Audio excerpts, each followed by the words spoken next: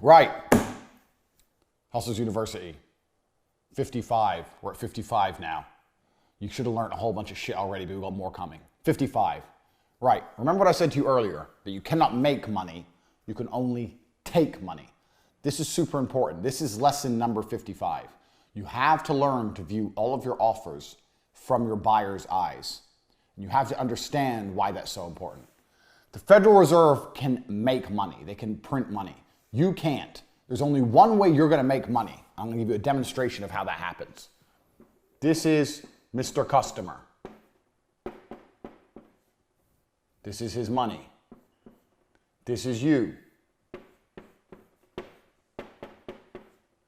He gives it to you. Beautiful. Very complicated, I know. That is how you make money. You don't print money. You don't generate money. You make money because people decide to give it to you. So you have to learn how to view your offer very, very specifically from your buyer's eyes. This is point number 55. So your offer is whatever. I am the best surgeon, masseuse, who the fuck knows, blah, blah, blah. You're thinking of it from your point of view. Oh, I see this all the time with people. Oh, but people are going to come do business with us because our oil is the best. Our massage oil is the best.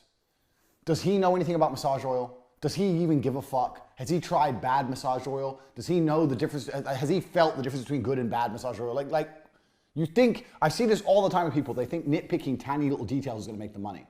I took massage completely at random, but let's use this as an example. You have a massage company. That's supposed to say massage. You think, oh, we use the best massage oil, that's why we're the most expensive and people are going to come to us. If you actually, instead of being a fucking dork, like most people who run their businesses are, you're a geek and you're a massage oil geek. It doesn't matter if you're a programmer geek or a mechanic geek or whatever your business is, a drop shipping geek, anything, it doesn't matter. You'd understand that from the buyer's perspective, they don't give a fuck about massage oil. They don't know the difference in different kinds of massage oil. And they don't even know they don't even know the benefit of using a good massage oil. They've never used a bad massage oil. They don't know how bad a bad massage oil is. To them, oil's oil. So you're not viewing the things. You're not viewing the offer from the eyes of the consumer. You're viewing the offer from the eyes of you, a knowledgeable nerd. Most consumers are not knowledgeable, especially on what you're trying to sell them. They don't know anything. You have to view it from their eyes. If you view it from their eyes, you'd understand they don't give a fuck about massage oil. So then your choices are as follows. Either you educate them on massage oil, you incorporate that into your advertising and teach them and explain to them why it's better, or you fuck it off and get something cheaper and save money. Those are the two genuine options. Always look from your buyer's eyes. Why is your buyer going to give you money? And do this intricately, like do it down to the tiny details. Doesn't matter, we'll go back to a coffee shop. Why are they going to come get coffee with me? Because my chairs are comfortable, because my building looks warm. I use those the same lights we have in here, Edison bulbs, to make it look warm. My staff, I've got a couple cute girls there. My cups are cool. I got colored cups. It doesn't matter. You need to think of everything. Why would someone walk past my coffee shop and go, yeah, I actually do want coffee? You have to think on it at that level. For every single product you sell, why you and not someone else? Because there's always someone else selling. So you're viewing yourself from the buyer's eyes. While you're doing that, you can view your competition from the buyer's eyes. So if you do it in this example, this is the competition. He uses cheap massage oil, but he's cheaper than you. So from the buyer's eyes, he's like, okay, masseuse, he's 20 bucks cheaper. Massage is a massage. I'll just go with him first. They'll go with the cheap guy first, and unless it's absolutely awful, they're not likely to upgrade. Now, I've said many times, don't sell on price. So I'm not saying you should try and outprice your competition. My point is, if he is viewing two of you and the only difference he can identify is the cost, why would he buy the most expensive one? So you need to understand here, okay, I have an important job. My job, now it looks like a dick. So you're a dick. You're a dick. My job here is to identify my USP, which is the expensive massage oil, and educate my consumers as to why they should use it. So every time someone calls you on any poster, anything like that, you need to be saying guaranteed no skin irritation or guaranteed best results for acne. I don't fucking know. Best results for eczema, whatever. Anything to make people go, oh, why is that guaranteed what? And you can explain to them, oh, we actually use this kind of oil. Other people use cheap oil from China. We don't use that. We use oil which is hand-pressed by beautiful virgins in the Italian mountains. Blah, blah, blah, blah. View yourself from your buyer's eyes. Otherwise, you end up like this, a dick. And think about that seriously. You can do this on so many levels. So it doesn't matter what product you have, doesn't matter what you're selling. View yourself from the buyer. Identify why they're going to do business with you above someone else. And never assume the buyer has knowledge. This happens all the time when people go, oh, but actually my company does this and my company does that. And I sit there and I go, yeah, but no one knows that and no one cares. You think that matters. It doesn't matter. You think that matters. It doesn't matter at all. You need to educate the buyer why that matters. Otherwise, they don't give a fuck. View yourself from the buyer's eyes. Do not view yourself from your own knowledgeable eyes. And this feeds perfectly into lesson number 56. If you want an unbiased opinion from a general consumer on your company, I'll tell you who you get it from. Number 56. Let me clear my board quickly because having the dick behind me is a bit weird. We've all identified your dicks. Number 56. Ask your mother about your company. Doesn't matter what company you want to launch. Go and ask your mother about it. I'll tell you why. Your mother is going to be very indicative of a typical consumer. She isn't going to know a lot about what you're trying to do. She isn't going to know a lot about technical stuff. She isn't really going to understand a lot of the things you say. I'm talking about my mother anyway. My mother's an idiot. And I mean that with all due respect because she's a nice lady, but she's just stupid. My dad was the smart one. So they ain't going to know a whole bunch. And two, your mother's never going to bullshit you. So if you have an idea for a company, let's say you want to fucking, I don't know, okay, you're a masseuse, and you go to your mom, hey, I'm going to open a massage company. Really? You're going to open a massage company? Why? Well, I think I can make money making massages. Well, how much is it going to cost? This much. That's expensive for a massage. If that's the first thing she says, you've got a problem. No, it's not expensive because we use the best massage oil. Well, what's the difference in massage oil? It's all the same, isn't it? Bang. Your mother is going to give you the best market research you're ever going to have in your life. Now, if you're selling something super specialized and your mom may not understand, then maybe, I don't know, maybe a little bit more difficult. But for anything basically normal, you should ask your mom about your company because she's going to identify all of your problems straight away.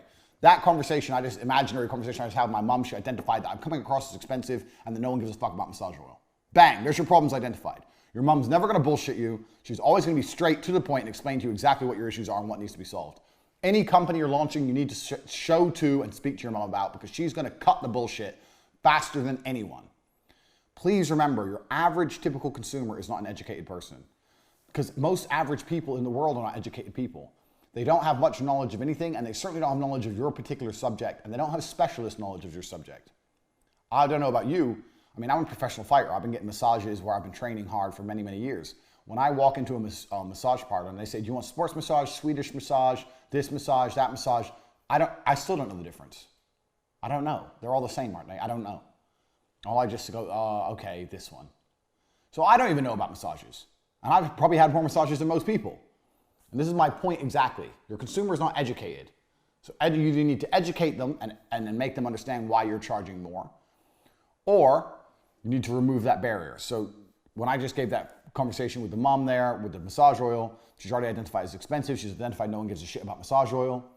Your mom is going to tell you what ideas are good and what aren't, and she's never ever going to bullshit you. But you know why? Because your mother wants you to be successful. Your mother does not want you wasting your time on some company that's never going to pay you. Your mother wants you to do well. So any idea you have, go to your mom and say, what do you think of this company? See what she says. And then if she sits there and she says only good things, say, well, would you buy from me? No, because I don't want that. Why don't you want it? Well, I don't know. I don't. Start writing down all the reasons she wouldn't buy from you. Why doesn't she want it? Why wouldn't she buy from you? Work out how to overcome all of these things. You're going to get a whole bunch of information. So you're speaking to your mom, ask her, have a general conversation about the company, and then ask her why she would or wouldn't buy from you, and make sure you write that information down. If she says, I would buy from you because X, Y, Z, good. Those are your points you need to press home in all your advertising. So she wouldn't buy from you because of X, Y, Z, you need to go, okay, how do I solve? How do I overcome these? Why wouldn't you buy a massage from me, Mom? I don't have time. Oh, we have mobile masseuses, though. We come around, we'll come to your house if you haven't got time. Oh, yeah, but, well, how do I book it? We'll put a flyer through your door, and you can just book by text message. Okay, like anything to overcome, find out what her problems are, and overcome them. So you have to speak to your mom about every single company. This is super important because it's the best market research you're going to get. If you can do your market research in advance before you launch your company, that's less time you're gonna spend fucking up and more time you're gonna spend making money. So every single company I launch, I speak to my mom about it. So even when I launched my PhD course, I said to my mom, I'm gonna launch a course telling guys how to get girls. And she said, oh, don't make more men like you out there. That's what she said. I was like, what do you mean like me? She goes, oh, well, the way you are with women. And I sat there and I thought, okay, bang, I know this is gonna work. Because even my mom knows I'm pimping hoes. Even my mom knows, she's seen so many chicks coming out the door, even my mom's like, all right, I don't know what kind of son I've raised, but he's tearing through these chicks dangerously. So with the PhD course, I knew it would be a fantastic idea. Because even my mom was saying to me, look, you're gonna make some dangerous men out there. So every single business I've ever run by my mom, all of them. And sometimes she said some pretty smart shit. There's a level, you know what? There is a level of intelligence which comes from absolute stupidity. So like, smart and stupid is a circle. So you have smart at the top, and you have stupid at the bottom. And you have this circle. And let's say this is the smart side, and this is the stupid side. So it's in half. This is stupid. I know this is written bad. And this is smart. But sometimes you can get comments which are just on the edge, you know? And mums are great at this. So like I bought my new Lamborghini. And I drove to my mom's house. I said, Mom, I bought a new car. What do you think? She goes, what is that? I said, it's a Lamborghini. She goes, how much was it? I said, oh, it was 300 grand. She goes, you spent 300 grand on a car? I was like, yeah. She goes, let me see. So she comes out and she says something that was so smart. It was actually, no, it was so stupid. It circled back around to smart. She looked at my Lamborghini and goes, why would you spend 300,000 on something that only has 2 seats? As in, it should have more seats because it costs more money. So I should have got a bus for my money. I guess that's her logic. Her logic is, why would you, it's only got 2 seats, so it's shit. Which is stupid, but it kind of gets into the smart realm. It's kind of, you know, you get a lot of these kind of comments from mothers. They say things which are kind of dumb, but kind of smart. And if you can extract those comments and apply them to your company, you'll fix a lot of problems in advance. So that's why speaking to your mom is so important. Next. Key point 57. And this is very, very important. I'm gonna tell you a story with this one. Money will never motivate your staff. Never. And I'll tell you why.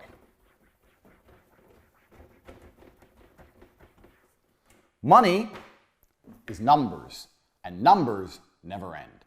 Which means if you're going to try to motivate people with money, it's going to get hard. If someone doesn't like the job and doesn't like you and doesn't like anything about how they're treated in the job or how they feel or what they do, you have to pay them a lot of money to make them do it. A lot of money. And that is not very, very cost effective. If somebody enjoys what they do and they feel part of a community and they like it, then you don't have to pay them much at all. And the proof I'll give of that, I just spat my coffee, I'm just saying proof, sent my coffee everywhere, is that people do shit for sense of community all the time. Remember after T2 Television, I started Vixels, my own company, to sell television advertising. So what happened is I found an office in Luton that was £400 a month. And I decided I was going to become a millionaire with television advertising. So I got a £400 office. Me and Tristan would sit there, and then we advertised for salesmen, commission only. So it was a commission only position. You sent emails all day long, just emailing marketing managers all day, just copy and pasting, just emailing anyone you could find on the internet, emailing all day long. If they replied to you, there'd be a phone call. I'd do the phone call. So T2 was all phone pitching. And that's why it took a long time for us to train our staff. Every single day we were doing 2 hours of training, phone pitching about television advertising, phone pitching, phone pitching, phone pitching. And T2 made money. But training people to be good on the phones is hard, and a lot of people are scared to do cold calls well. And people are lazy with cold calls. So me and Tristan had the idea, you know what, we're gonna email blast anyone we can find. We'll buy all the magazines, email every marketing manager, we'll go through all of the websites we can find. We'd Google up things like store locator. If you type store locator into Google, you have all the companies that have a store locator. So these are companies with multiple branches, so television advertising will suit them because they're across, they're national. Email. If any market manager emailed back, I'd do the call because I'm trained on the phone.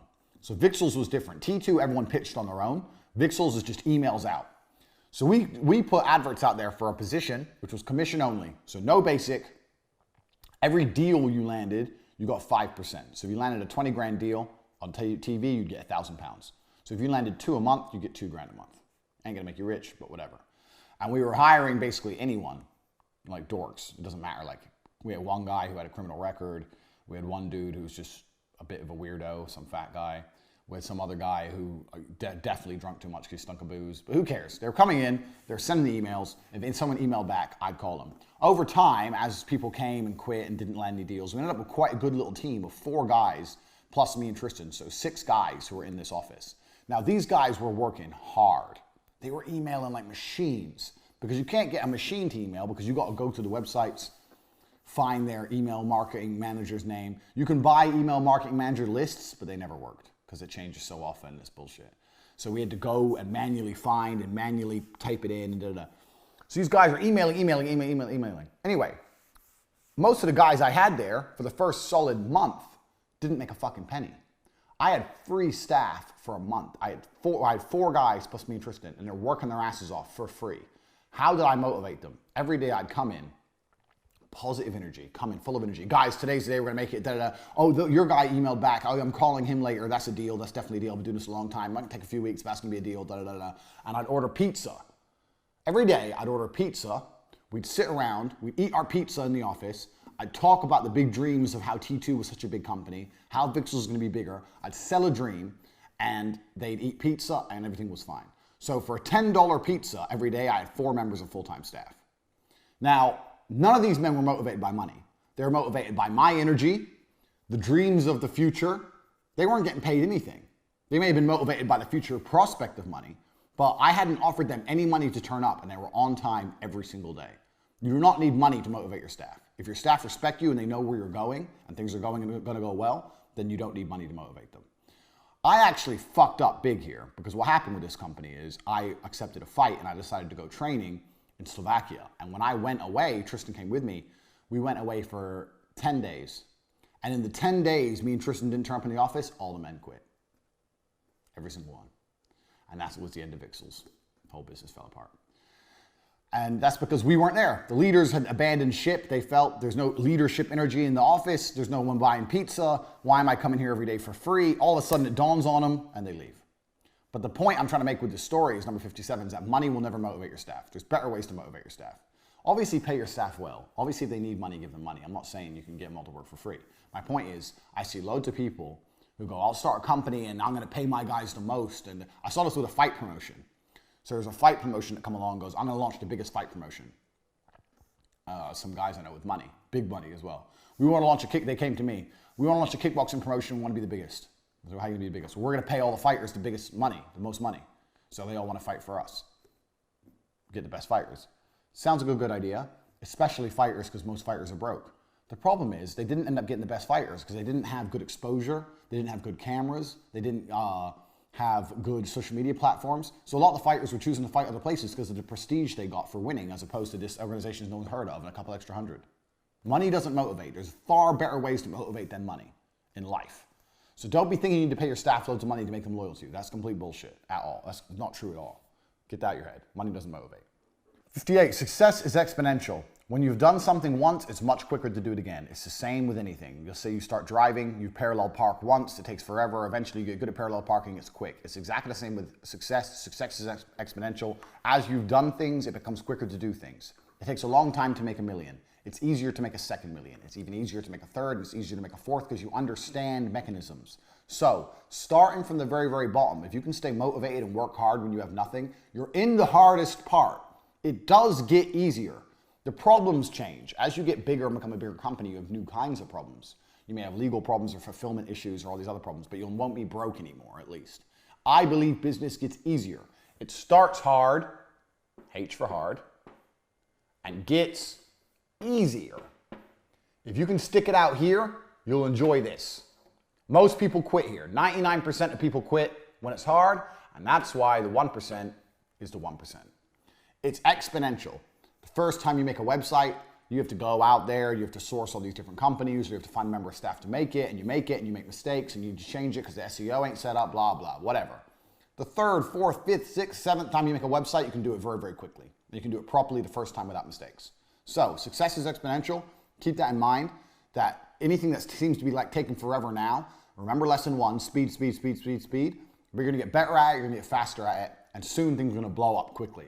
I launch companies every day. I can launch a new company a day. I've got to that point now. I know my people, my staff are good. I can say, James do this, Dylan do this, Luke do this, Tristan do this, you do that, you do this, I'll do this, bang, and within 6 hours, everything's done. I'm at that point now. But that's come from so much success previously, it's exponential, it builds up. So keep that in mind. Now, 59. This is a really important lesson, super important. And I'm assuming this is going to apply to some of you who are watching this. 59. Nobody is broke. Let me get rid of this. Nobody is broke. They're simply just buying other stuff. They're buying other things. People go, I can't afford it. That means, well, I can afford it, but I decided I need something else more. Broke people are not broke. They just want something else more than they want your offer. Your offer has to be more important than food. So what you offer, whatever it is, what did we selling? Flux capacitors. How did I draw a flux capacitor? It was like this, wasn't it? Food. No matter what it is, it has to be more important than food. Because when broke people say they can't afford it, unless they're literally crackheads on the street, which is quite rare, they're still buying food. And they're probably still paying for their car, paying for their rent. They're going out at the weekend with their friends. They're still socializing. They're still paying for that ski trip next month. So they're paying for plenty of stuff. They're just not paying for what you've got. So no one's broke. They just decide that other things are more important than what you offer. So how do you get around that? Well, you have to make sure your offer is always geared as more important. So let me ask you, some of you guys who bought Hustlers University, it wasn't too big a deal for you. You're sitting on some money, you got some savings, or you're in my Forex program, you're already making lots of money with Forex, and you thought, fuck it, all right, I'll buy Hustlers University. Some of you guys who bought this, literally it was all your money. But you thought, I need this. I don't need to go out and club. I need Hustlers University instead. So I convinced you, and you made the right decision. I didn't convince you in a negative way. I convinced you in the correct way because you made a very smart decision. But I convinced you that my knowledge and this course is more important than going to the club or eating in an expensive restaurant or some dumb shit. I convinced you of that. So nobody is broke. They're just buying other things. Get out of your head the idea that people can't afford things. They can't afford it. They just don't want it enough. Because if they wanted it, they'd buy it. Because they're buying a whole bunch of other shit. Everyone is. Everyone is spending money every day. They're buying other things. So how do you convince people your offer is worth more than something as basic as food? Well, that's very, very simple. You just promise it's going to lead to more food later. Done. So, and that's the truth with Hustlers University. So why is Hustlers University worth more than anything else you could do? Because if you listen to the advice in here and start your own business, you can do that shit later more. It's exactly the point. So let's say you sell flux capacitors and you say to somebody, buy one. Can't afford it. Yeah, you can. No, I can't. I've got to pay my rent, blah, blah, blah, blah. You say, well, if you buy a flux capacitor, your rent's going to reduce. So in the long run, you're not going to pay as much rent, for example. Or if you buy a flux capacitor, you're going to have more food. Or you're going to make more money so you can buy more food. Or you're going to have your own farm. Who gives a shit what? Find a way to get around people's objections so that they understand that buying your product is more important than doing any of the other dumb shit they do. Nobody is poor. Everybody's a customer and everybody has some money. Everybody. You have to get around it. So let's say you're selling, I don't know. There's a dude in the war room right now who's just launched his own company. He's selling gas and oil supplies. I don't know anything about gas and oil supplies.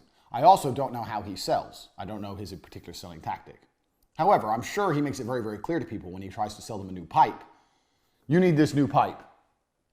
That's my drawing of a pipe. It's a square. It's beautiful. You need this new pipe. I can't afford it. But if you buy this new pipe, you're going to save money. You can't afford to not have it because you're going to save money if you buy it. So if your problem is money, then you really need this pipe. Bang. Flipped it on him. Your problem's money. Well, you told me you would have no money. Well, now you need the pipe. Otherwise, you're going to never have money. Now the pipe's more important than saving money. Go buy the pipe. You have to make everyone understand that your offer is more important than anything else they can possibly buy. If they put something else above it, more important, like food, air, water, promise them more food, air, and water if they buy your product. Nobody is broke. They just need to want it. And you have to make people want it. That is your goal. So get out your idea. Oh, right now, I hear all the time from business owners, oh, it's a slow period right now. Why? Oh, the recession, or people ain't got much money right now. Complete garbage, complete bullshit. You know what? I ran cam girls in the height of the recession. When all these businesses were going out of business because of the recession, there was dudes sending me millions of dollars while jerking off. Do you know why? Because they really wanted to see some titties while they jerked off. They wanted it. They wanted titties more than they wanted anything else.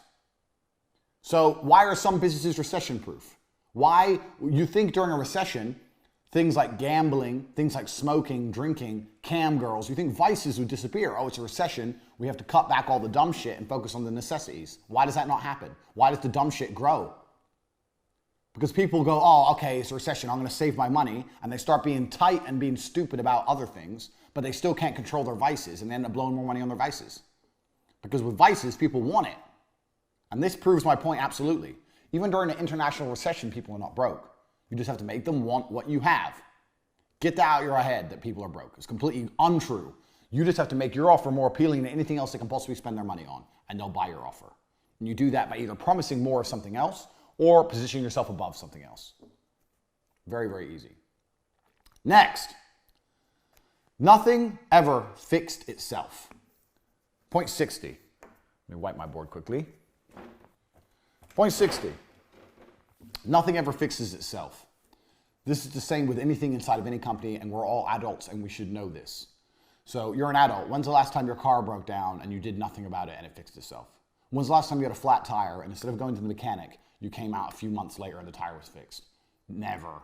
Nothing fixes itself. If you have a problem inside of your company or a problem making money, you better do something about it quickly. I see people come along and go, oh yeah, it's been a slow couple of months. I'm like, okay, so what have you been doing? Oh, well, it's been a slow couple of months. We're going to place some more adverts. Wait, it's been months of slow, and now you're thinking of placing adverts.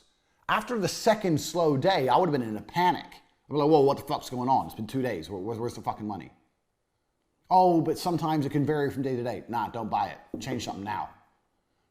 Speed. Nothing is ever going to fix itself in any company. Same with all your tech stuff. PayPal or fucking your hosting. I know, like, I get one guy I work with, James, he thinks I'm super impatient. If you wait around for other people to just fix things, it never happens. I've had it a million times. The number of times I've been waiting on PayPal thinking, oh yeah, it's going to be fine. It just never happens. You have to hound everyone to the end of the earth. I've been in business a very, very long time, and I cannot think of a single example where I thought, I'm not going to chase or hound or annoy this person and it's going to work out fine. It's never happened. You have to be constantly on the phone 6 times a day. You have to be beefing people nonstop. And there's a reason for that. It's because the people who work at these companies or the people who work for someone else, they don't give a fuck about you. They've got their own problems. Their girlfriend's cheating on them. They can't afford their rent. They hate their job. You think he's really thinking, oh, I really better get this online, this hosting online for that guy. No, they don't fucking care. Even if you call them, they're like, yeah, I understand, sir, it's a big problem. They don't care. They don't care. They've got their own lives. They don't give a shit. No one gives a shit about you. So nothing's ever going to fix itself. So don't be afraid to be a hard ass with the technical things. That's the first thing. And second thing, if you've got a problem inside of your business and you've identified it, you need to start thinking of a battle plan to fix it quickly. It's not going to go away without you doing something, just like the flat tire won't. If you have a lack of customers sitting there going, okay, well, we're still building the brand, we're still building the name, so let's see where we stand in a month. No. You've identified you have a lack of customers. What can you do about it now? Lesson 1, speed. How can you fix that problem today? Even if you come up with a plan, and if you follow my other rules that you've learned so far, you can come up with a plan that costs no money, effectively. You come up with a plan and you implement it. Even if it doesn't work, you're still in the same position. What's the worst that can happen?